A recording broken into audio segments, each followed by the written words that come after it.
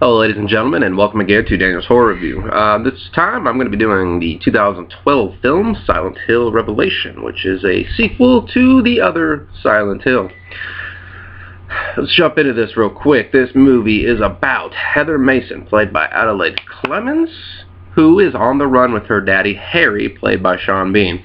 So they're constantly running. She's bouncing around from school to school. They're bouncing around from town to town. They're trying to stay ahead of the evil forces from Silent Hill. Which is all fine and dandy, but she's starting to have nightmares, and she's starting to see some really weird shit and whatnot, and then on the eve of her 18th birthday, Daddy goes missing.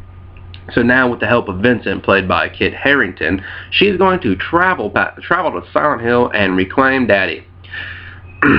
Alright, this movie was outright panned by critics. They hated it. I think this thing got like 12% on Rotten Tomatoes or some shit. It has like a 5 on IMDb, so apparently audiences didn't dig it a whole lot too much either. And the box office for it was just a little not well. Let's just say no. With all that said, I didn't think this was that freaking bad. I've never played the game. Maybe if I played the game, I'd understand what's supposed to be going on or whatnot, and I might have way more intense hatred for this. I might want to buy a copy of this movie just so I could snap the disc in half and burn it. I don't know. But as I watched it, I didn't think it was that terrible. Now, there are some terrible qualities to it. I will say that. And two of those terrible qualities are our two leads, and I think that's a big issue with this movie.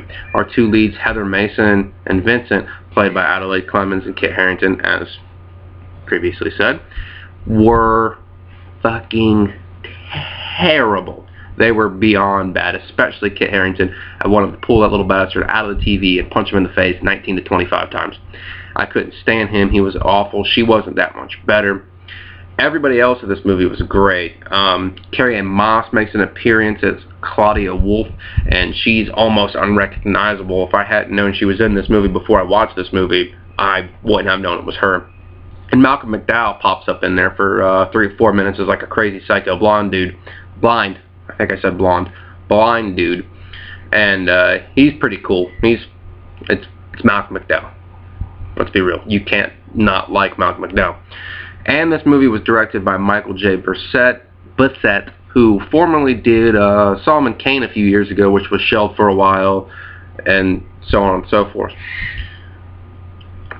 With this movie has some cool creatures and whatnot. The special effects are awesome. The atmosphere, the set design is really cool. It's lacking in pace at some points. It gets a little slow. The storyline isn't the greatest in the world. They could have developed it more. They probably could have done a lot more with it.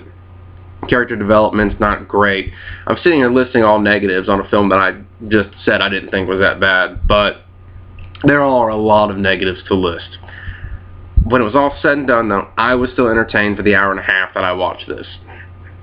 I wasn't sitting there punching myself in the face going, God, when is this going to end? When is this going to end? There was a crazy mannequin spider that pops up in there that looked cool as shit. They had the nurses came back that move when you make noise or whatever. So there were cool things throughout the movie. It was entertaining enough that I watched the entire movie, and I didn't want to slip my wrists at any point.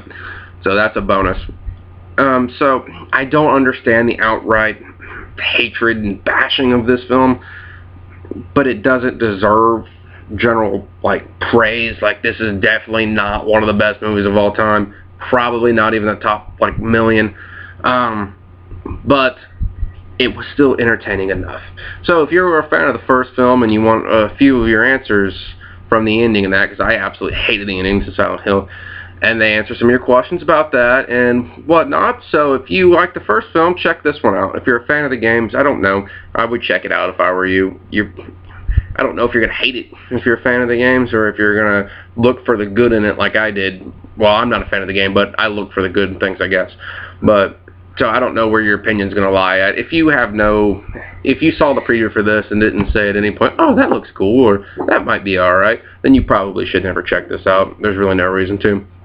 At the end of this, I'll give it 2.5 out of 5, and catch you on the flip side.